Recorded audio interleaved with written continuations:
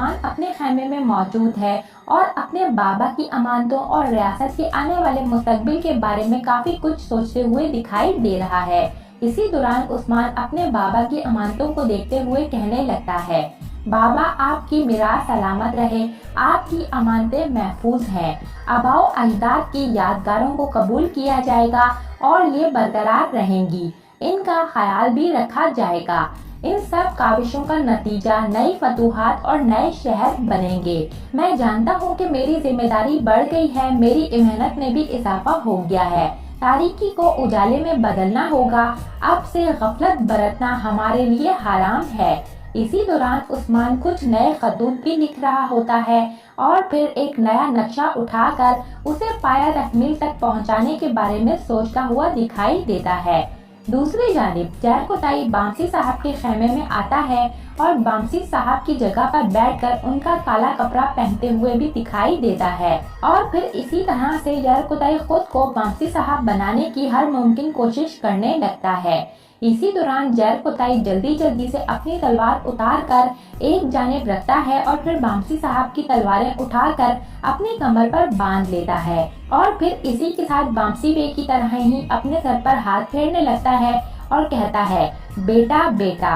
ये कहते हुए जरकोताई दोनों तलवारें अपने हाथ में निकाल लेता है और फिर खुद को बामसी साहब तस्वुर करने लगता है। इतने में खेमे के बाहर ताजिर की आवाज आती है कि क्या मैं अंदर आ सकता हूँ बामसी साहब। इस पर जरकोताई कुछ सोचते हुए बामसी साहब के अंदाज में कहता है, आ जाओ आ जाओ। इस पर ताजिर और सुलेमान खेमे का दरवाजा खोलकर बामसी साहब के खेमे में दाखिल होते हैं और फिर जरकोताई मुस्कुराते हुए ताजिर और सुलेमान की जानिब मुड़ता है। ताजिर और सुलेमान जरकोताई को बामसी साहब की जगह पर पाकर काफी ज्यादा हैरान होते हैं। इसी दौरान ताजिर जरकोताई से पूछता है कि बामसी साहब यहाँ नहीं है। इस पर जरकोताई हंसते हुए कहता है, वो बहुत जल्द यहाँ आ जाएंगे। इस पर ताजिर कहता है, चलो फिर हम यहाँ पर बैठकर उनका इंतजार कर लेते हैं। ये कहकर ताजिर और सुलेमान दोनों अपनी अपनी जगहों पर बैठने लगते हैं, लेकिन इसी दौरान जरकोताई अपनी दोनों तलवारें निकालकर दोनों की गर्दनों पर रख देता है और पूछता है, क्या बामसी साहब तुम्हें पसंद करते हैं? अगर तुम्हें बामसी साहब पसंद नहीं करते तो वो मुझसे तुम्हें यहाँ बैठाने से मुतल्लिक सवाल पूछेंगे। इस पर ताजिर कहता है, नहीं, वो ऐसा नहीं करेंगे। इस पर जरकोताई कहता है, क्या मतलब? इस पर ताजिर कहता है, वो ऐसा नहीं करेंगे क्योंकि बामसी साहब मेहमान नवाज हैं। इस पर जरकोताई खुशी से कहता है, हाँ, चलो फिर इंतजार करते हैं और देखते हैं। एंड इसी वक्त बामसी साहब अपने खेमे में आते हैं और जरकोताई बामसी साहब को देखकर फौरन से अपनी तलवारें छुपा लेता है, मगर बामसी साहब उससे पहले ही जरकोताई को ये सब हरकतें करते हुए देख चुके होते हैं। जरकोताई की इस हरकत पर बामसी साहब जरकोताई से बोलते हैं, ओए ओए जरकोताई, तुमने इन तलवारों को क्यों उठा रखा है? इन्हें अपनी जगह पर वापस रखो। इस पर जरकोताई फौरन से तलवारें म्यान में रखने लगता है और फिर तलवारों को अपनी कमर से उतारने लगता है। इसी दौरान बामसी साहब सुलेमान और ताजिर को अपने खेमे में देखकर कहते हैं, और आप लोगों को मेरे खेमे में खुशामदीद। इस पर ताजिर और सुलेमान बामसी साहब से कहते हैं, शुक्रिया। फिर बामसी साहब आगे बढ़ते हैं और जरकोताई को घूरते हुए अपनी जगह पर आकर खड़े होते हैं। इसी दौरान एक बार फिर बामसी साहब ताजिर और सुलेमान का गहरी नजरों से जायजा लेते हुए कहते हैं, रात के इस वक्त खुशामदीद। इस पर ताजिर अपने सर के इशारे से कहता है, शुक्रिया।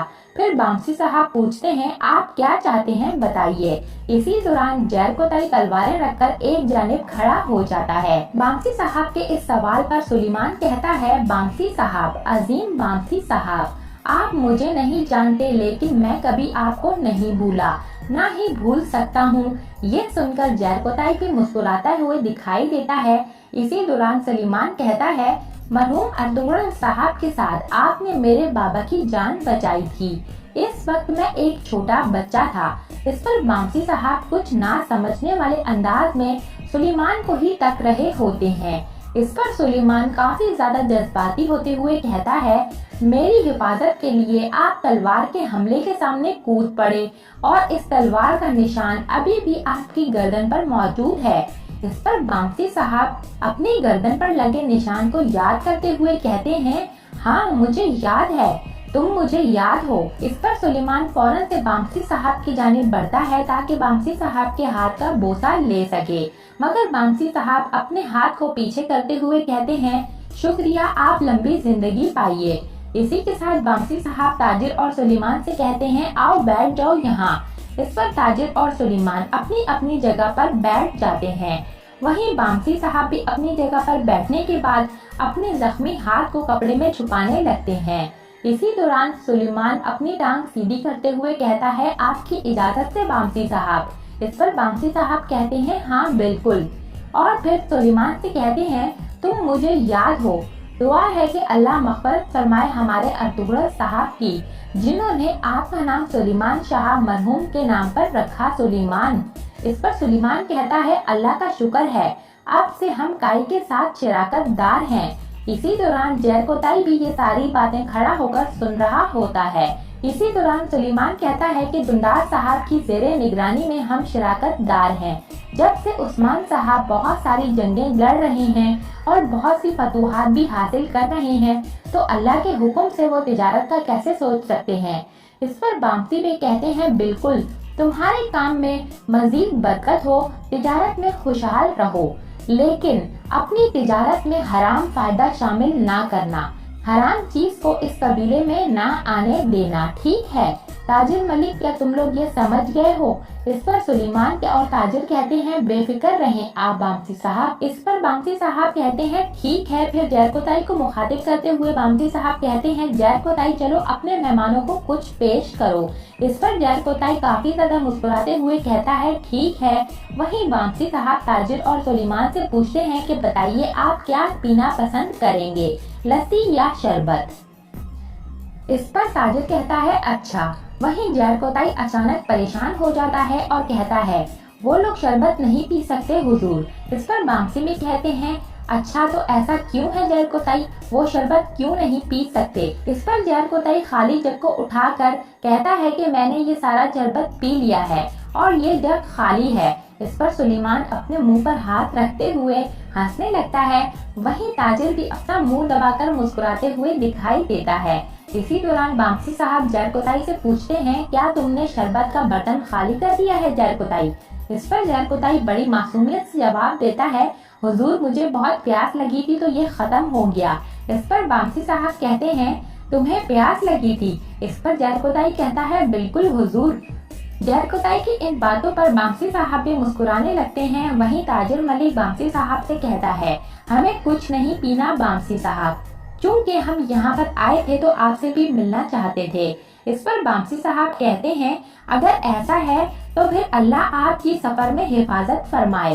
इस पर सुलेमान कहता है, आमीन। वहीं ताजिर कहता है, शुक्रिया। और फिर ये कहकर सुलेमान बिस्मिल्लाहिर्रहमानिर्रहीम पढ़ते हुए अपनी जगह से खड़ा हो जाता है। उधर ताजिर भी अपनी जगह से उठकर बामसी साहब का शुक्रिया अदा करता है। फिर सुलेमान बामसी साहब का शुक्रिया अदा कर खैमे से जाने ही लगता है कि इसी दौरान जरकोताई आगे बढ़कर सुलेमान और ताजिर से कहता है, शुक्रिया शुक्रिया, आप कुछ पिए बगैर ही जा रहे हैं, अल्लाह आपकी सफर में हिफाजत करे। इस पर ताजिर और सुलेमान जरकोताई को घूरने लगते हैं कि आखिर ये क्या चीज है, और फिर कुछ सोचते हुए बाहर चले जाते हैं। इसके बाद जरकोताई मुस्कुराते हुए बामसी बे की जानिब मुड़ता है, जो कि जरकोताई को ही गुस्से से घूर रहे होते हैं। जरकोताई बामसी साहब को गुस्से में देखकर वही मेज के पास बैठ जाता है और यहाँ पर इस एपिसोड का इख्तिताम हो जाता है।